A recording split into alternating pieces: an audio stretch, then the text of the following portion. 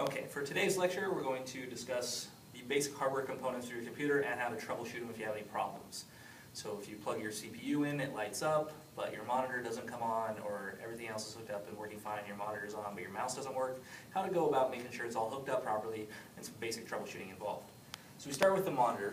Your monitor has two cables that come out of it. This funky guy here is called the serial port. You see it has some pins here, it's got a couple of screws on the sides. The other cord that comes through it is your power cable. Looks like every power cable you've ever seen. Three positive, negative, and ground. And these guys plug into the monitor down at the bottom. Power cable goes in there. Serial port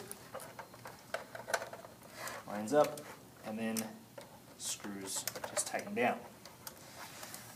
With the monitor hooked up, if you know the monitor is correct and the CPU still doesn't register it, you come down to the other side and you have your serial port. It looks exactly like the other side that goes into the monitor cable. And you just match up the serial port on the back of the CPU that looks like the one you have for your monitor. And this one, they're often color-coded, which is handy. Plug them in and be sure to tighten the screws down so you make sure your connection is solid. You have a bunch of other ports here on the back, as you can see.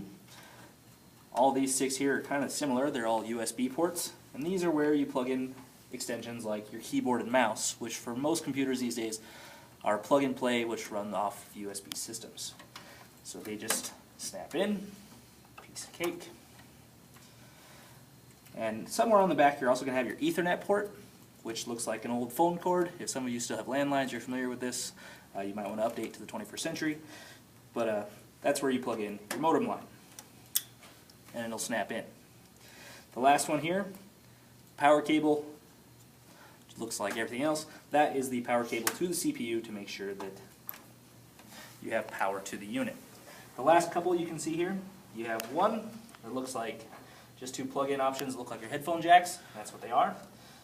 Both of them will receive headphones, but one of them has a little diagram here. That's where you put in your microphone. So if you have a mic and headphones you're hooking into your system, or speakers, you want to be aware the mic goes in, because that is the only one of these two that is an input device. So with everything else hooked up, all your parts are in, make sure they're tight, make sure the screws to your serial ports are tightened down. You should have no problems getting your CPU to at least turn on and diagnose any hardware issues.